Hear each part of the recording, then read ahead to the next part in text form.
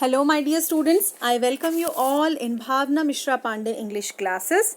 Today we are going to do textual question answers of the chapter Sound of Music, and these are the questions of part 1. Evelyn Glennie listens to sound without hearing it by Deborah Kovle. So let's start question number 1. How old was Evelyn when she went to the Royal Academy of Music? तो when she went there, how old was she? कितने साल की थी? So she was not even 17 when she went to the Royal Academy of Music. वो मतलब अपने उन्होंने 17 year भी कंप्लीट नहीं किए थे. She was in her 17th year. वो अपने 17वें साल में थी, मीन्स 17 ईयर कंप्लीट नहीं किए थे. All right, when she went there.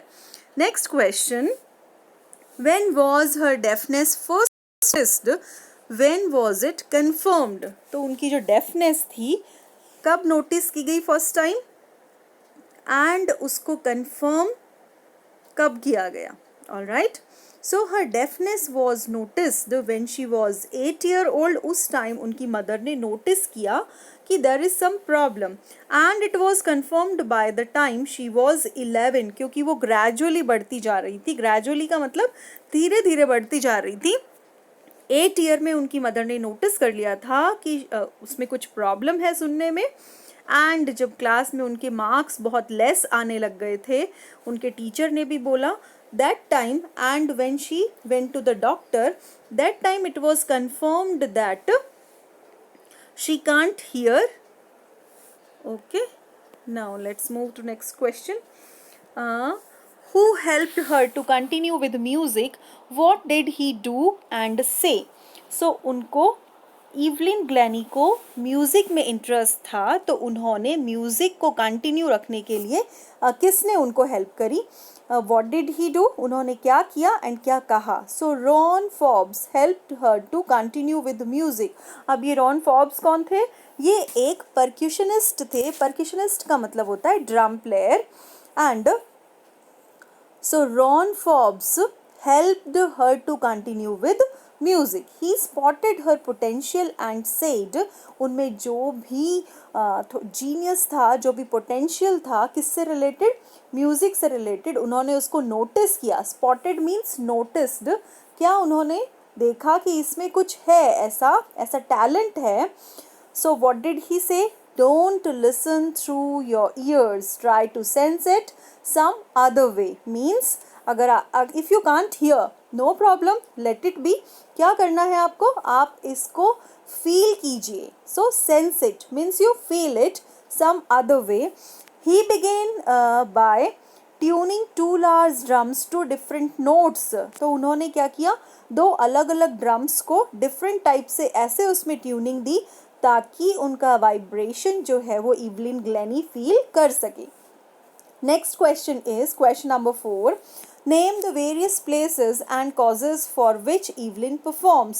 सो वो कौन कौन से प्लेसेस थे और किन कारण से वो वहाँ पे कॉन्सर्ट अपने करती थी, कहाँ पे वो परफॉर्म करती थी? Evelyn performed free concerts in prisons and hospitals. कहाँ पे?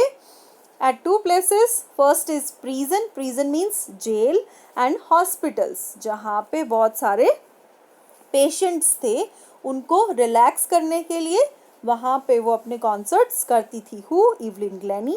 She made music her life and performed many regular concerts. तो उन्होंने अपना करियर किस में बनाया? म्यूज़िक में, और बहुत सारे कॉन्सर्ट्स वो कंटिन्यूस करती गई वहाँ पे, जबकि वो क्या थी? एक डेफ थी. नेक्स्ट,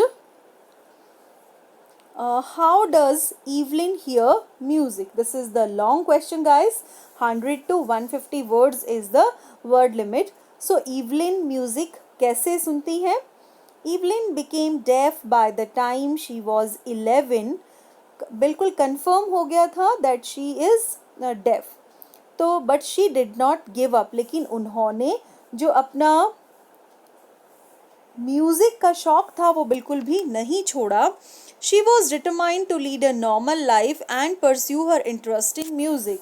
एंड वो बहुत ज़्यादा डिटरमाइंड थी कि वो एक नॉर्मल लाइफ जिएंगी, जबकि डॉक्टर ने उनको बोला था कि इनको कोई हियरिंग एड की ज़रूरत है, बट उन्होंने कहा कि no, I'll pursue a normal life and I'll pursue my career in music. मैं अपना करियर म्यूजिक में ही बनाऊंगी. रॉन फॉब्स अ परक्यूशनिस्ट स्पॉटेड हर पोटेंशियल. तो रॉन फॉब्स जो थे, जो कि एक ड्रम प्लेयर थे, उन्होंने इवलिन ग्लैनी का जो पोटेंशियल था उनमें, जो उनमें टैलेंट था, उसको स्पॉट मीन्स नोटिस किया. ही आस्क्ड हर, और उनको क्या बोला, not to listen through ears. अपने ईयर्स, अगर तुम डेफ हो तो नो प्रॉब्लम, उससे सुनने की ज़रूरत नहीं है, but try to sense it some other ways. Body के अदर जो पार्ट्स हैं उनसे तुम म्यूज़िक को फील करने की ट्राई करो. She realised she could feel the higher drum over the waist up and the lower one from the waist down.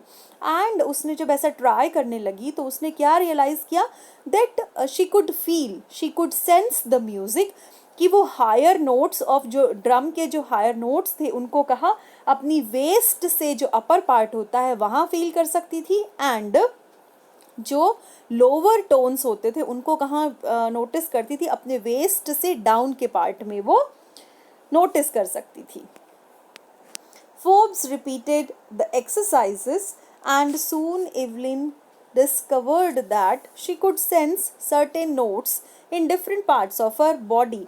And Forbes जो परक्यूशनिस्ट थे वो रिपीटेडली उसको लेसन देते थे एंड उसको एक्सरसाइज करवाते थे. एंड इसके बाद क्या हुआ, इवलिन ग्लैनी ने ये सोचा, इवलिन ग्लैनी ने मतलब डिस्कवर किया, अपनी बॉडी में फील करा कि वो बहुत सारे नोट्स जो हैं, तरह तरह के नोट्स अपने बॉडी के डिफरेंट पार्ट्स में, इवन कभी फिंगर्स में, lower waist, upper waist, means even the cheek bones, everywhere she can feel and sense the music.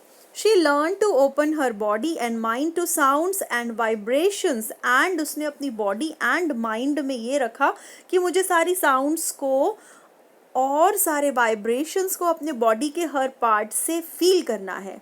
तो उसने सीखा ये सब कुछ कि कैसे अपनी body and mind को concentrate करके क्या करना है, सारे sounds and vibrations को catch करना है, so that I could feel them.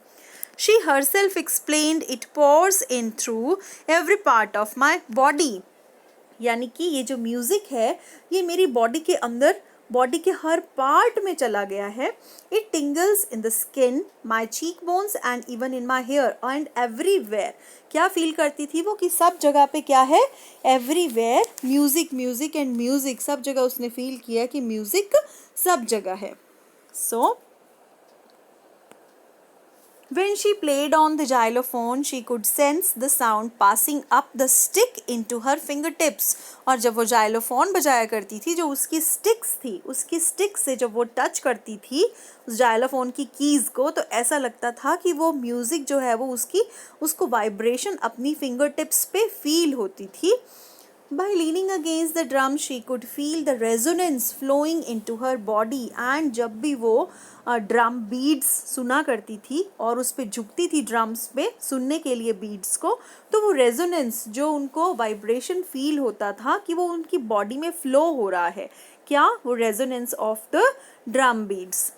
On the wooden floor, she used to remove her shoes so that the vibrations may pass through her bare feet and up her legs. And वो wooden floors पे क्या करती थी, अपने footwears को remove कर देती थी ताकि वो क्या कर सकें, उस वाइब्रेशन को अपनी बॉडी में फील कर सकें एंड इवन अपनी फीट और लेग्स में फील कर सकें उस वाइब्रेशन को. So students, in the next video we will discuss some additional short and detailed questions of this chapter, and after that we will do the question answers of the Shehnai of Bismillah Khan. All right, thank you so much. We will meet in our next video.